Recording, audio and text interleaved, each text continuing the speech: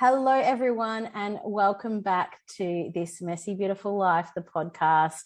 I'm so excited to have my newest, most recent, awesome guest here with us today. And we are doing something a little bit different in that this podcast episode is also going to be on Candice's podcast as well, called Create the Ripple Podcast.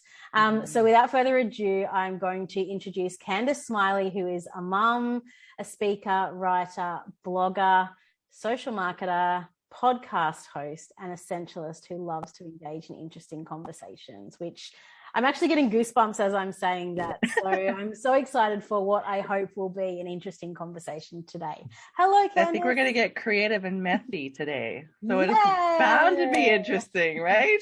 Love it. Always, always, always. How are you?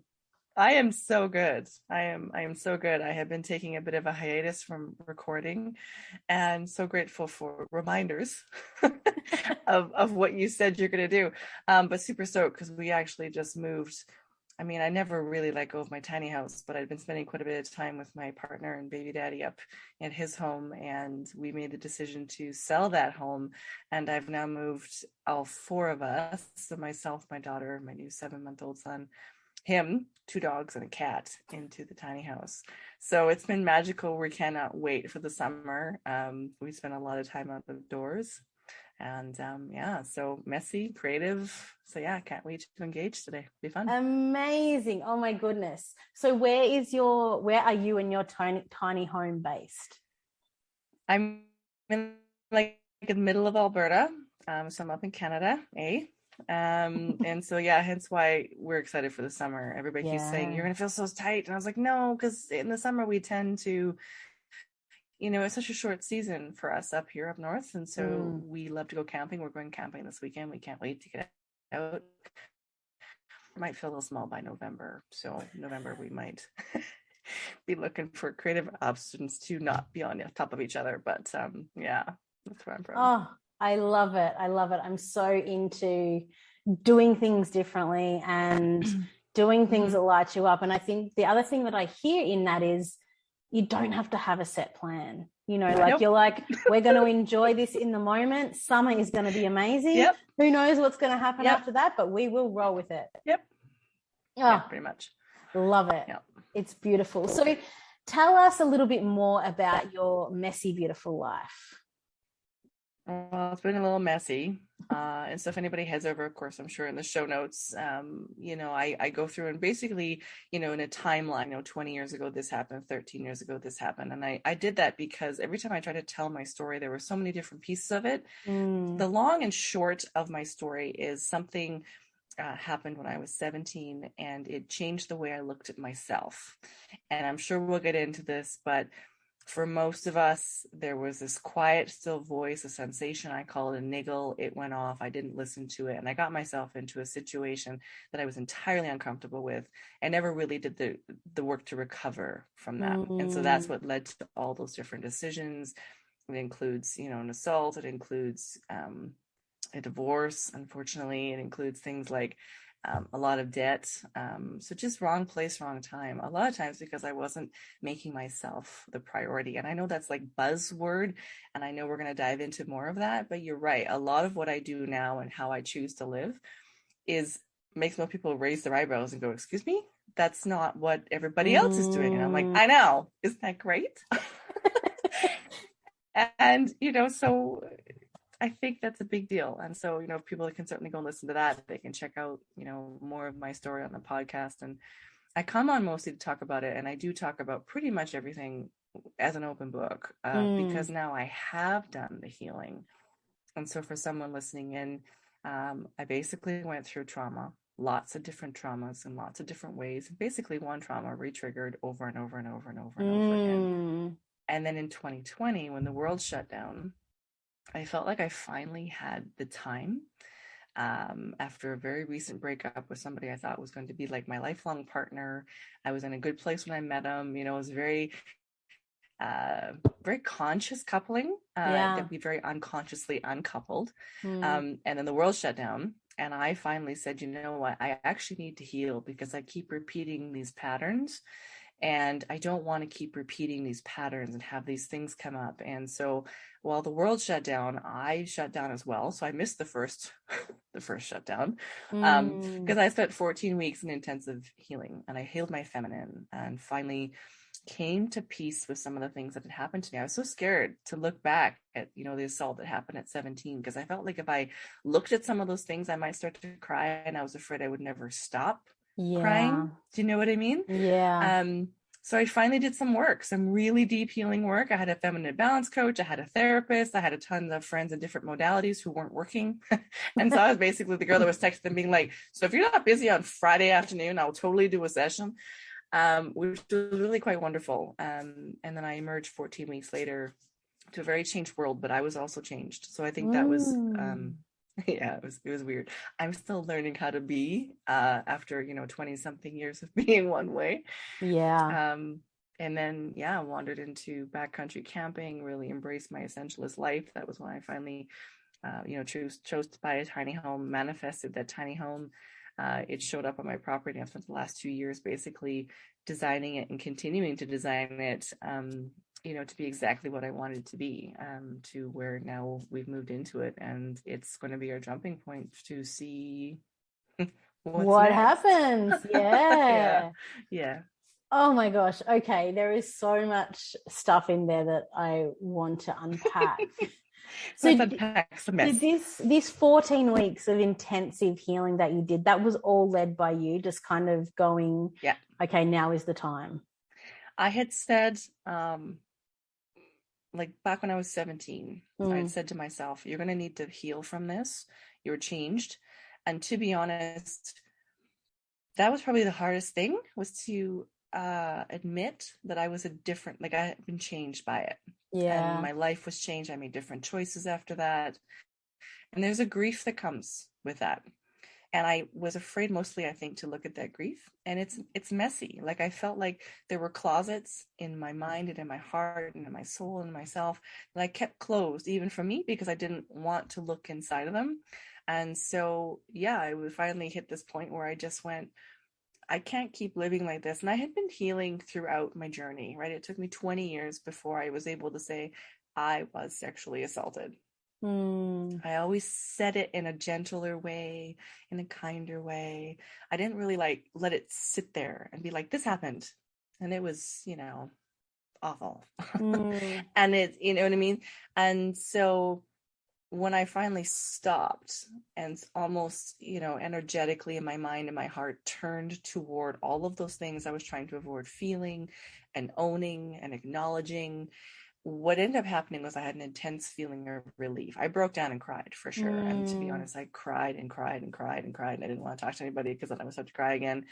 But it wasn't the same, mind numbing. Because, I mean, if you look at my story as well, there was a time when I hadn't dealt with what had happened to me. And so I had some suicidal thoughts and this sort of thing, and I'd recovered from that. So if you look at my story, throughout this, I was definitely doing a lot of the work. But had I really been honest about the whole mess? No, not even a little bit. Certainly not to myself, and certainly not to anybody else. And so I think that I had just come to a point where I was just sort of done with not being my whole self. That feeling of being disconnected, I was just done. And I was like, you know what? And maybe it was because the world was shutting down. Maybe because everything was changing. It's easier to embrace change when the world's already up. I don't know. But so led by me, and not pretty, not fun, but the peace and how I'm living now on the other side, I'm so glad that I had the courage to go into that. And it does. I mean, I suppose it's like a certain time when the time when the time is right, the time is right. It's there is no rushing that. There is no speeding that up. I mean, I wonder too, and just even reflecting on my own kind of healing journey as well, I suppose there's things like our ego that protect us in certain ways until we are actually ready to go deep, to spend that. Because I can imagine that 14 weeks, as you said, not pretty, intensive, painful, but those behaviors, our ego was protecting you until you were really in that right place to go all in, I suppose. And what parts of our trauma kind of become part of us that we have trouble letting go of as well is just something that I thought of as you were speaking. Oh, totally. And it's true, right? Like you learn all these behaviors to keep yourself safe, and then to sort of unwind those things and go back to, and say, thank you. You're right. You kept me safe, and it's okay. I don't need that now. Yeah. I've learned the lesson. I will carry that part forward. There was a lot of, and I talked about it for a lot of years before this, radical, forgiveness first, which for me felt like I had to, forgive him. And I realized in the healing of this 14 weeks, I had to actually forgive myself, right, for not listening to myself, for not, taking better care of myself, right? I was actually harder on myself than anybody else. To move to a radical acceptance, which is a whole nother level, right? It is what it is. It couldn't have been anything else, and then from that acceptance came a great feeling of relief, which is a feeling I've been chasing for a long time and talk about a lot on my podcast. When people say, well, how do I listen to that voice, and how do I know what's right for me, and how do you, get to that place of integrity? And I'm like, well, for me, it feels like relief. It's not always sunshine, lollipops, and roses. Someone said, oh, like it's not puppy farts, and I said, no puppy farts happening. It just feels a little bit lighter sometimes. Because certainly what had started the whole process of this 14 weeks healing was a significant breakup, and it was actually the grief. And I just felt like I was always sort of just out of grief and never really living fully or loving fully. And that feeling of, you know what I mean? I didn't necessarily want another relationship. I didn't need another relationship. And so I guess I was finally in a place where I loved myself enough that I could hold me to walk through this next phase, right? Because you meet your person and the work continues, right? I'm in another great relationship. Somebody I would have never met if I hadn't gone through all that. But we talk about that all the time. You meet your person and the work continues. And so if I look at it, if I'm really honest, I consciously coupled with this gentleman. I consciously uncoupled with this gentleman. And that choosing myself and him choosing himself was actually the big catalyst that made me go, maybe now I am strong enough to hold me through the healing that I need to do. And so then everybody else was able to just come alongside. I mean, there were people who just showed up to do a sound healing for me or something like that. And they would just sit on the floor and I cried. And then they were like, I can stay here for another hour if you want me to, or I can go. And I think that was the biggest, most powerful thing, is how who was there and who wasn't there was another big thing. But that's another story. Like that was big. And so I think if I'm really honest, it was because I had come to a place of self-love to say, we're going to go sit in the poop. And for the first time ever, you're not going to run from it. It won't swallow you up. You're going to be okay. And I knew that for me. And this whole thing of self-love, I know I kind of ran away from it for a long time, I think, because it's become this whole internet thing, and self-love, blah, blah, blah. But it wasn't until recently that I think I really fully embraced it and understood what it meant, or what it meant for me even. And it is exactly what you said. It's that knowing what you are worth, knowing what you deserve, and despite what situation you find yourself in, knowing that you have a decision to make, either to stay or go or act in a certain way or not. That it's kind of this thing of, you are ultimately in control and you have no control whatsoever. None whatsoever. None whatsoever.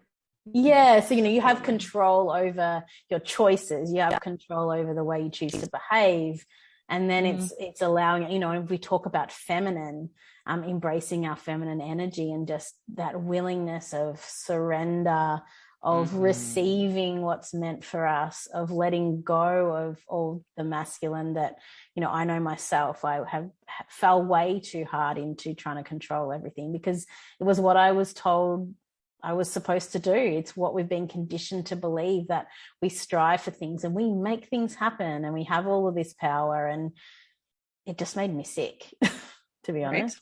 Yeah. Yeah. And I know I had really leaned into my masculine, not only because I had been an entrepreneur, and gravitated to that, and sort of been raised to be a leader and that sort of thing, and felt like those sort of forward, traits, right? Masculine energy is very forward, back, forward, and the feminine is very much in the flow, which is not something that's really celebrated. Like, even now, I have to remind my beautiful VA when I have these great moments where I'm like busy, and then there's like this, she's like, well, you sort of like burn out, and I'm like, yeah, it's a cycle, right? I give and give and give and give, and then I'm called to go and heal and focus, and it's almost like I'll have these really dark days, which I used to be very afraid of before I'd really sort of done the work and embraced my dark, and now I know that those dark days, some of my best stuff like comes out of those days. I'm like, I now know what I want to do for the next 3 months or a year or whatever. So out of dark tends to come a lot of clarity. And I love that you have the messy as part of your podcast, because I've always seen chaos as a very feminine trait, and that's typically in chaos. Kids are chaos, life is chaos, but growth is chaos. I mean, if you stare at a forest, right, like a vibrant forest, it looks like chaos, and inside of that chaos is perfect order and perfect flow. But none of those things that look like they're in chaos subscribe to the masculine, the very masculine. Here's the wall, here's the barrier. Like, and to be honest, like, let's just dive into this for 1 second. One of the things I love about my tiny house living, I just want to bring this up because I think it's a great segue, is that we have a tendency right now to build houses, okay, that are in boxes with square, literally perfect corners, right? We're literally putting people in boxes. Ourselves in the boxes. Okay, yes. Okay, but where in nature do you see hard corners? Like, they just don't really exist, right? Maybe on mountaintops, maybe on the sides of those things, but in general, there are not really perfect squares of anything. There are rounded corners from the water, which is a very feminine energy. There's rounded leaves have like, there's a lot more texture in that. So we build these boxes, and then we have to work hard to pay for these boxes because we don't actually own these boxes. And then we buy things, more square things, to fill in these boxes. And at some point I sat there and went, this is really dumb. So if I'm going to build a house, I want to build it so that it suits me, not me suiting the house. I'm going to build the house to suit. And for someone who's like, well, I can't do the tiny, well, that's fine. Shrink your space and make it work for you. So the whole essentialist concept is one built up from the minimalism, which I had originally been introduced to because I got left with a whole bunch of debt and everything got taken away. And so people were like, oh, you're a minimalist now. And I was like, not by choice, but now of course I love it. So I'm not sure this is how it happens, but yeah. People are like, well, let's roll with it. Let's roll with it. So now I've certainly embraced that lifestyle because I discovered that when I didn't have anything, I had less anxiety. Yes. There was less to pay for.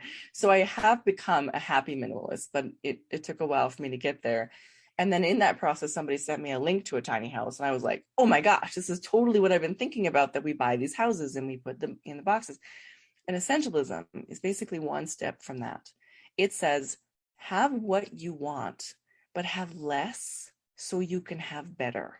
And so it doesn't just apply to, your house, to how you do your closet, to how you do your stuff.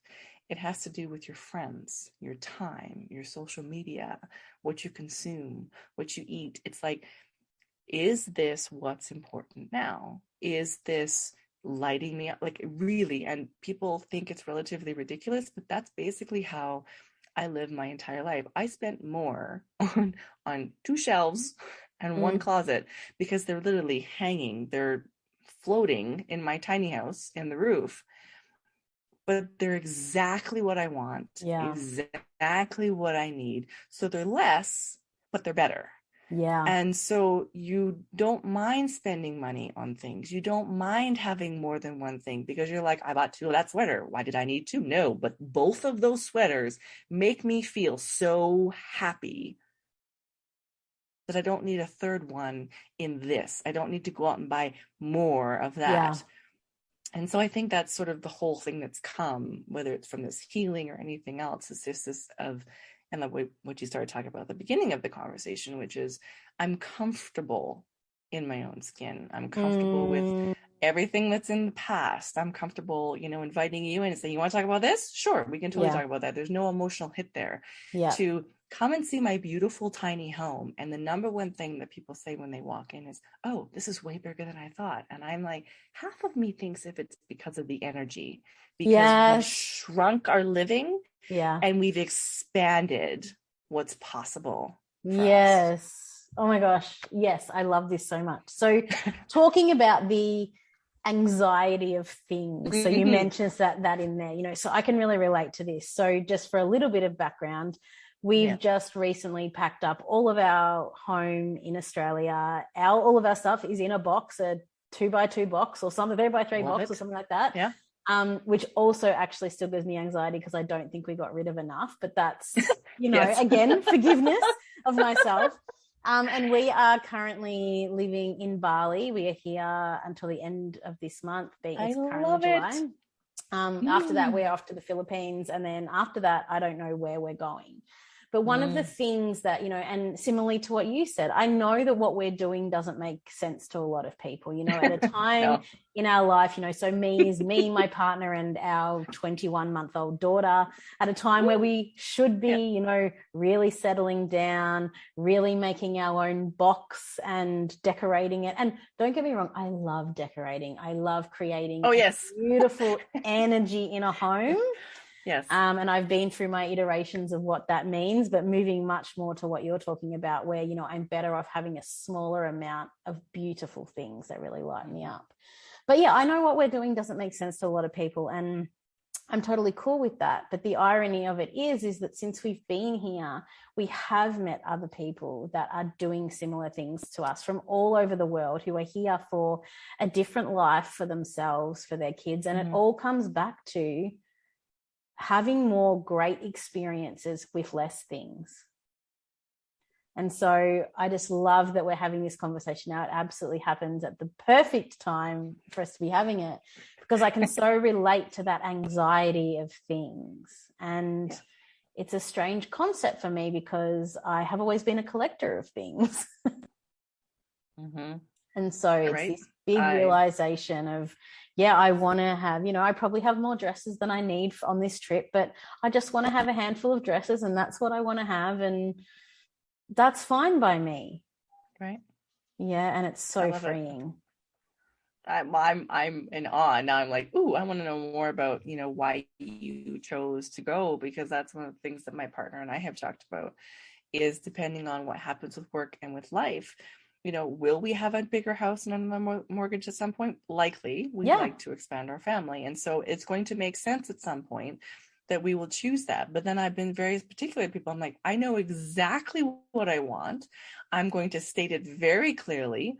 And when that house shows up, I will make that decision to go that way. But in the meantime, I might do like what you did, because I did that for a long time after I left my marriage, is I did a lot of house sitting. Yeah. I did a lot of, people are like, well, where in the world are you today? And I'm like, I'm here with my 3-year-old daughter. And we loved it. And it's something now that I have my 7-8-month-old son, I'm like, I want to do it again.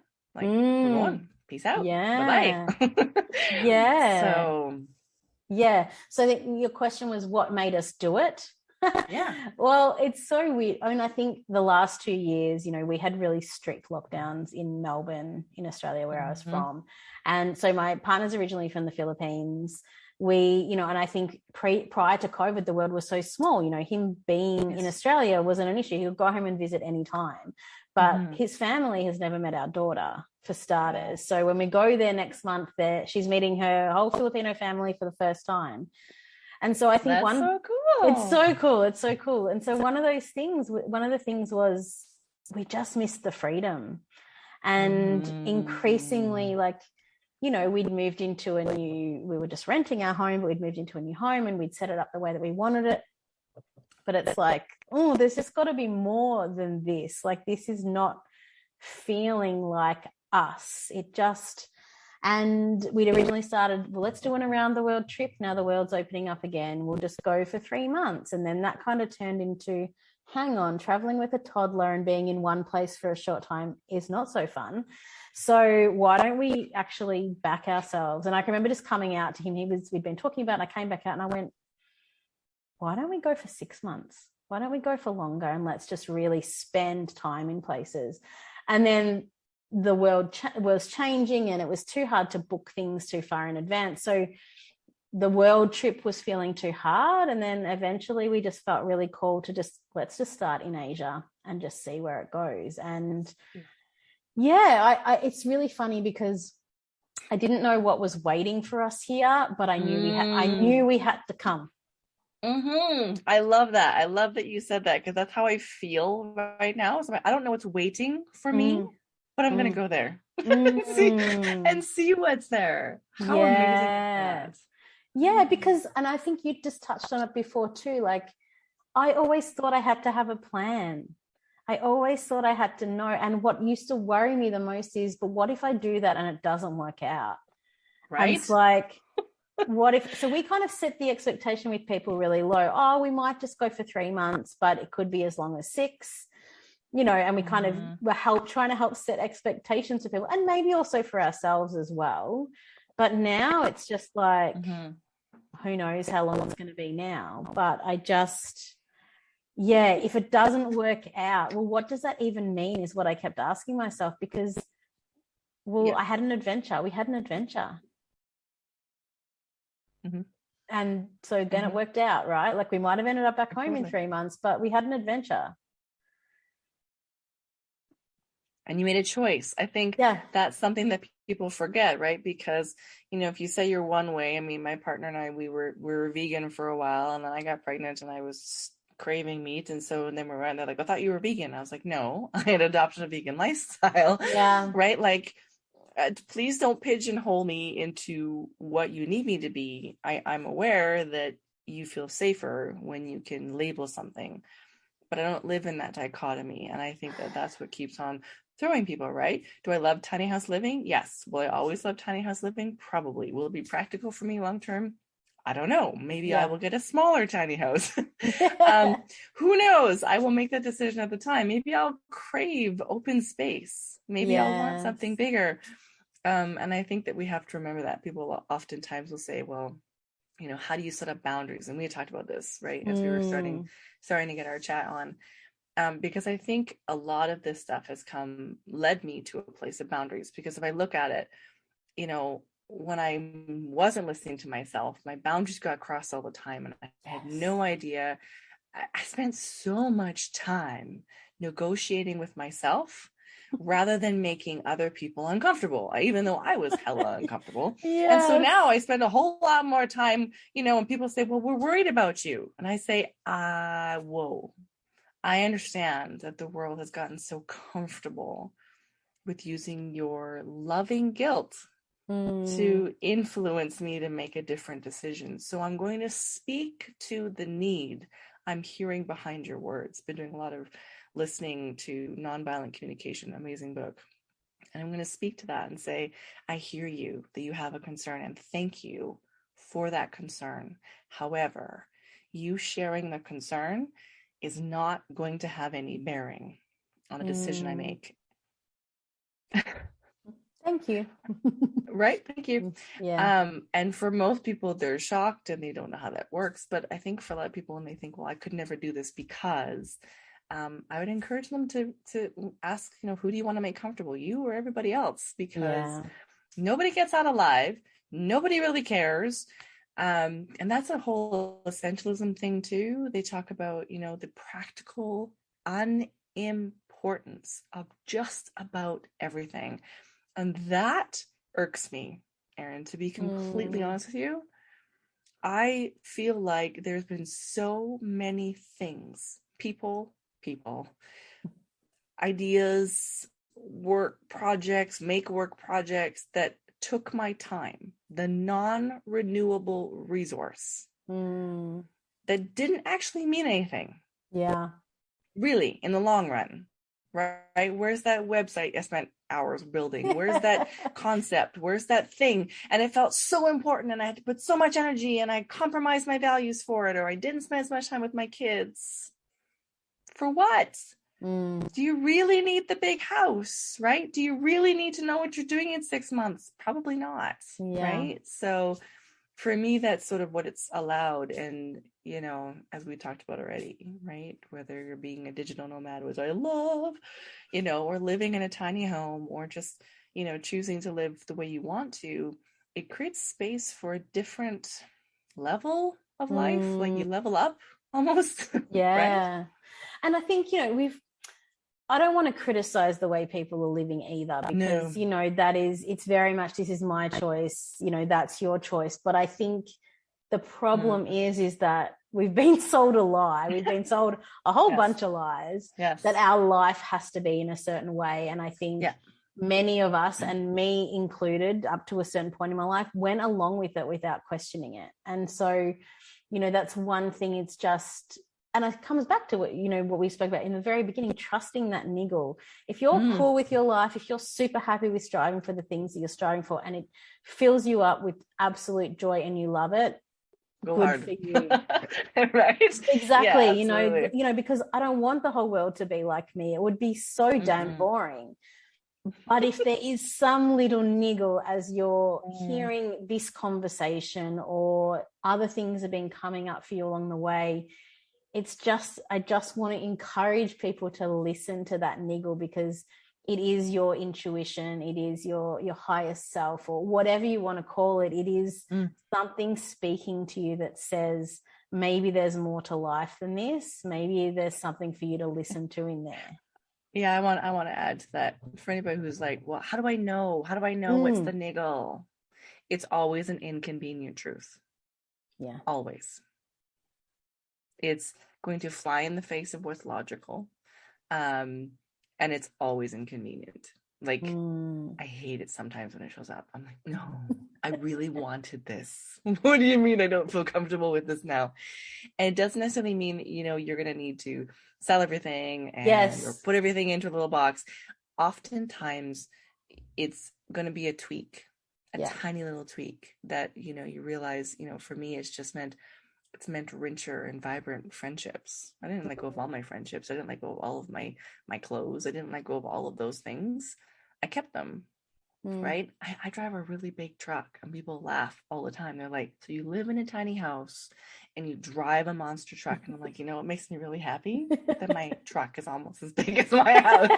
Yes. Okay. It makes me happy. And it makes me happy because I like being the girl that can go and help somebody move. I like knowing that I can take off into the backwoods with a tent trailer and disappear. I like that. So for me, that's my less but better. Yeah. That's all it is. And so I have a bigger payment because I don't spend on this. And so I tell people all the time, like, my life, again, it doesn't have to make sense. No, it doesn't have to make sense to you. It's not your life. It doesn't make sense to me. But I love this too, because isn't this like the beauty of the duality of life? Like it is almost like it comes back to the masculine and feminine. I know for some people that description is, you know, somewhat uncomfortable, but, you know, the giving and the receiving, and the balance that we have in us, the balance that is in nature of, you know, we can be someone who lives in a tiny house and drives a monster truck. Like the two on paper seemingly don't go together. I really need to park them side by side and put that and be take like, a picture. Here's my house and here's my truck. Here's my house. You do, but like it's this thing of, you know, like I can't think of an example right now, but I've been thinking about this a lot of like the duality of life of, you know, I can be, yes, someone who likes really expensive things and also has very little things, you know. I can be someone who is very happy but also feels things incredibly deeply and has those dark days like you mentioned before. That is life, that is nature. But again, it's something I think that's been conditioned out of us that says if you are this, you have to also be that, or you can't be that. Well, and I think too, again, it goes back to that, you know, we've lived in a very masculine world, which is very, you know, forward, back, you know, corners. That's just the way it is. Yeah. And we're a lot more than that, right? There's a flow, there's expansion. People say, well, you've changed. And I go, yes, I'm really glad I'm not the same girl I was at 16 or 26 or even 36. Like, I am supposed to be growing and changing. I hope you are too, right? My tastes have changed. I've outgrown things, ideas, concepts. You can have an idea, and like people say, well, hold your truths and your values loosely, because sometimes they're in conflict with each other. And then you have to allow, hold space, make a decision, be an adult about all that. And I think that, is what we've talked about a little bit here, right? The freedom, the responsibility, choice. Those are really big things. And we tend to say, well, I'm that way, which ultimately passes the responsibility away, rather than saying, no, I choose this. I choose this. I chose not to listen to a niggle and got assaulted. And then I chose not to own it and deal with it. And then when I did, I'm really glad that I did.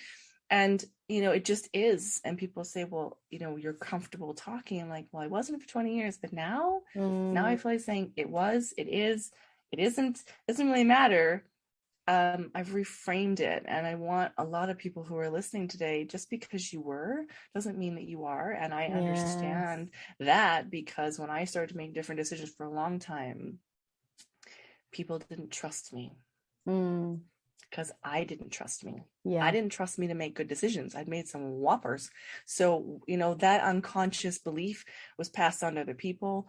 I wasn't very good at keeping my word. I missed appointments. And that was because I was saying yes when I really wanted to say no. And then I didn't follow through because I felt so uncomfortable with making myself sick, because I was doing all these things and I didn't have any boundaries and I wasn't taking care of myself. I was doing the self-love, which we've already talked about, right? And so then people say, well, you used to do this. And I'm like, yes. Unhealed Candice didn't set good boundaries.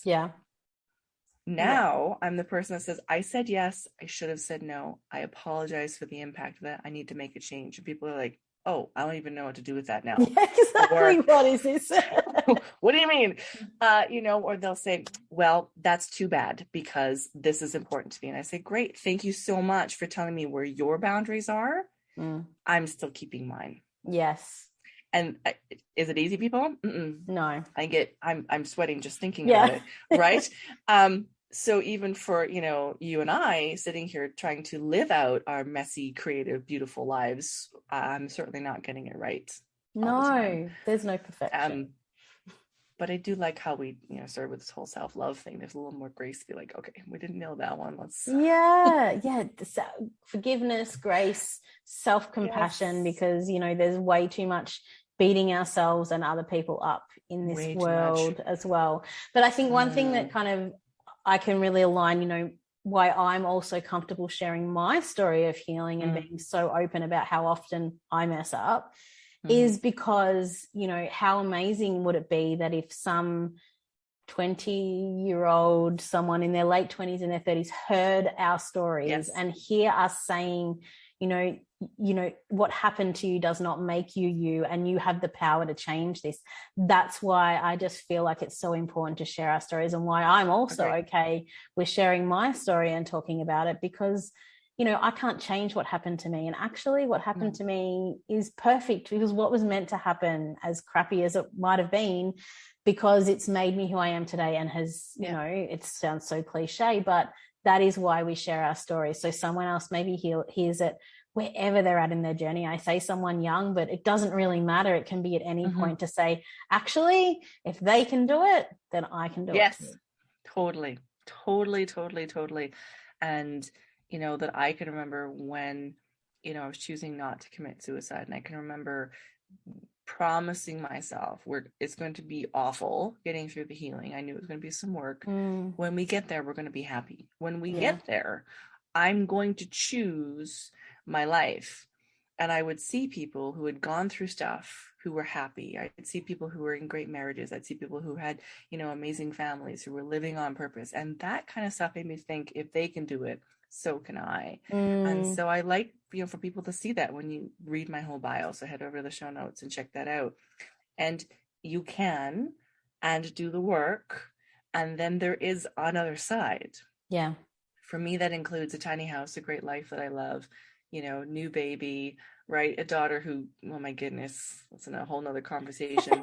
How she makes me a better person, and a lifetime love with somebody who has his own poop and he's working on his own stuff. Like, he has a therapist, I have a therapist, and we have a couples therapist, and everybody's like, but you're all good. And I'm like, oh yes, we think that this is like eating your vegetables. Okay. Yes. We want to be healthy 20, 30, 40, 50 years from now. Yeah. And so we are doing the work so that we don't keep tripping up on the same things. I know we need to start wrapping up, but I want to leave, the listeners with this whole concept of love, love, self-love, whatever you want to call it, love. When are we taught anything about the key components to successful relationships with whoever, however, you name it? Yeah. Are we taught how to have conversations? Are we taught how to deal with conflict? Are we taught how to set good boundaries and maintain boundaries and respect boundaries and disagree with boundaries? And still, we're not taught those things. We're not shown what it means to love or understand the different types of love or how that looks like. We are not ever taught these things, yet we start dating and we fall in love, we fall out of love, we fall out of love, and we fail at love. And if there was any other thing, we would likely go to school for it. We would look for a course, buy the book, do the program, you name it. We never do this. And I've been thinking about this. So if you're feeling like you suck at life, or you suck at love, or you suck at whatever it is, it's because we're not given this. We know 4 times 4 and 16 times 16 and all that kind of stuff. But this other stuff is kind of the messy middle that you got to figure out, or listen to someone like you, with someone like me. Yeah. And we'll talk about these big things. And I don't know about you, but I suspect it is. I want someone to get off my podcast and not necessarily have decided to adopt anything about what I've said, right? My life, my ideas.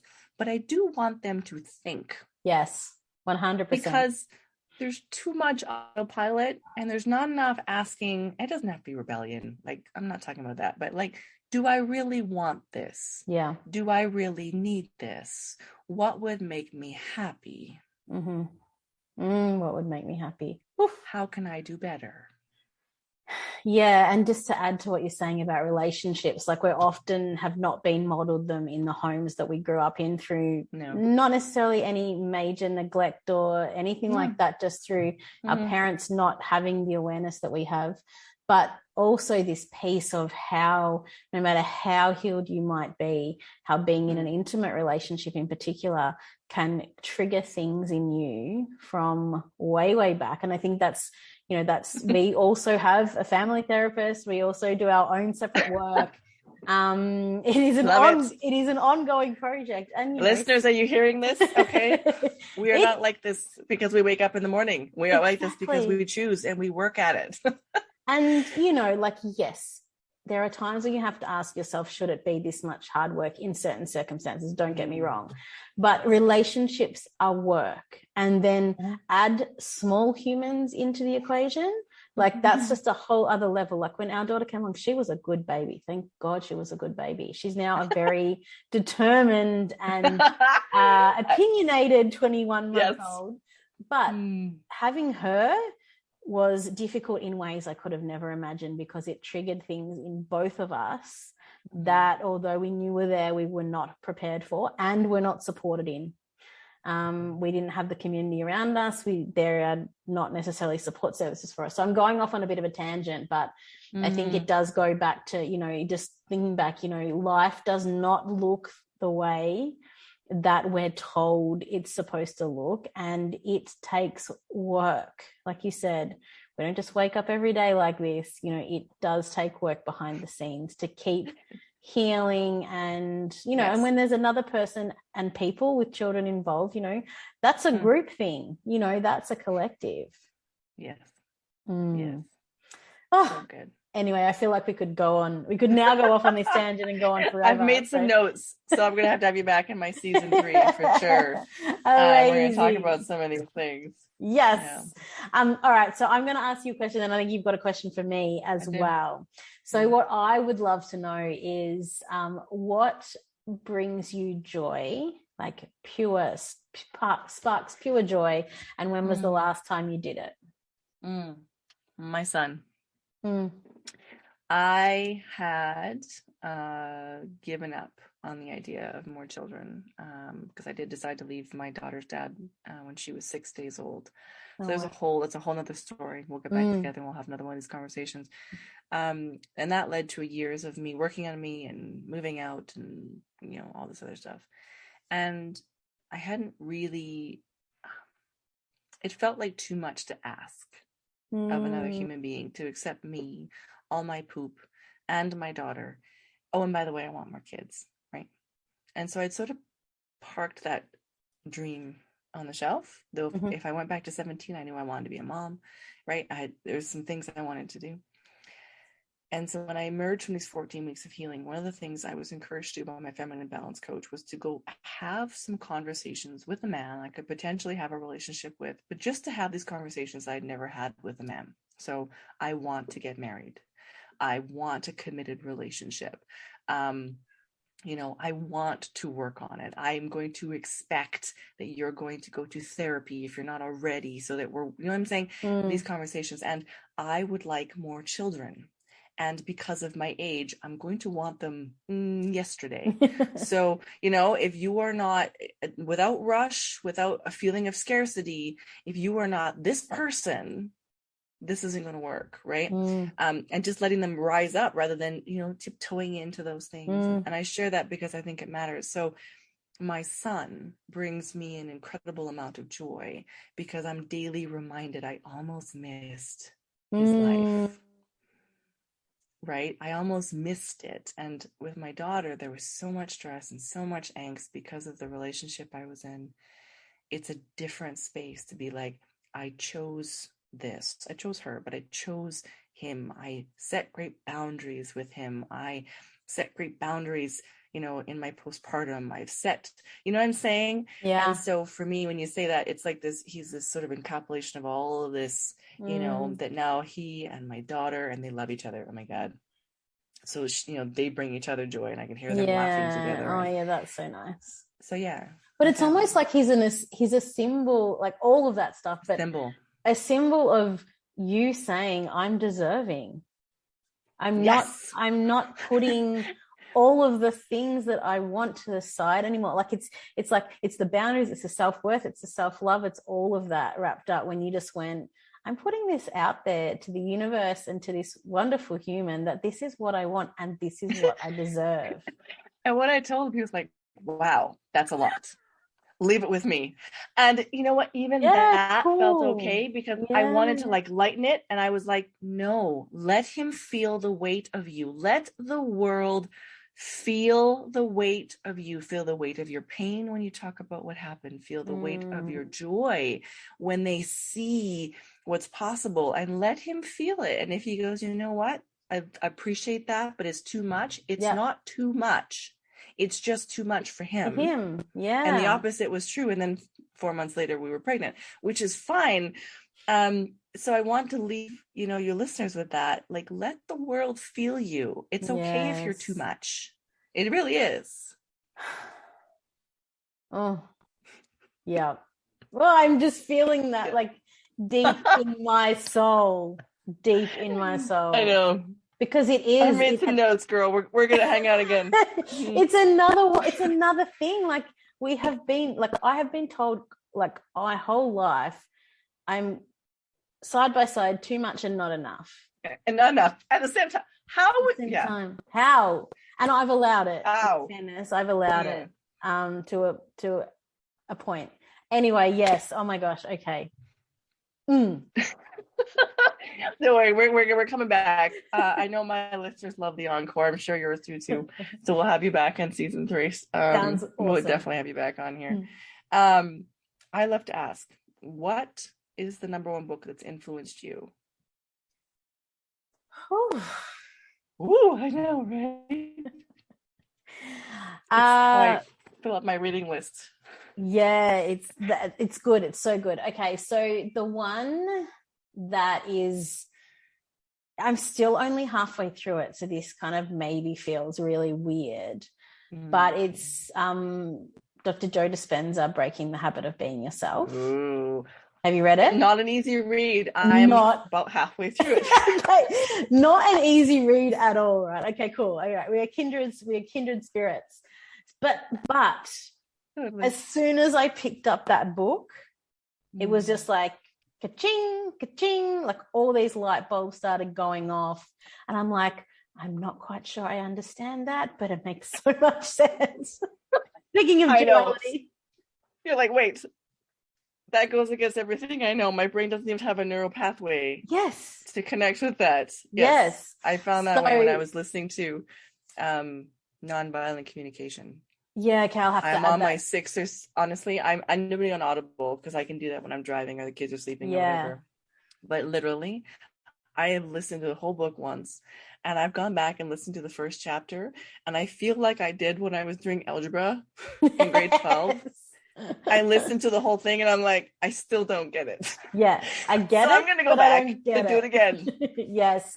So yeah, I listened to audiobooks as well, but I ended up buying the hard copy of Breaking the Habit of Being Yourself, and it didn't make the cull of the suitcase this time around because I just had to get rid of things. But yes, that book, just the life changing realization of how much our brain controls our body, how much the two are linked together, and how much happens in our worlds that we are unconscious about. Yeah. That's what I'm saying. Just and how much power we have. Yeah. Wakey. Yeah. And it's, So yeah, that's changed my life. Even though I'm only halfway through it, imagine what's going to happen when I actually finish it. Oh my goodness. All right. We have to wrap up, even though we have to wrap up. Yes. Candice, it has been such a joy speaking with you of all of the things of speaking our truth, living a life that lights us up, living in the moment, doing the work, all of the things. And we will definitely continue this. Where can people, we'll pop everything in the show notes, but where do you hang out most online and how can people connect with you? Well, I'm essentialist, so I don't have Facebook or Instagram anymore. So I love it. Website. Oh, I love it. It's freed up so much time. People waste about $87,000 just in time on social media a year. So I'm trying to keep more of that. Anyway, they can go to my website, which is just CandiceSmiley.com. I got a blog there. And then everything else leads from there. So my TikTok is the same way, CandiceSmiley.com. They can check out me in the tiny house. But yeah, I go to the website, and if I'm doing something new, it connects me. It happens there. Love it. An absolute joy. Thank you everyone for tuning in, whether it be over here on mine or over on Candice's podcast. And you will be hearing from us again very soon. Much love. Bye.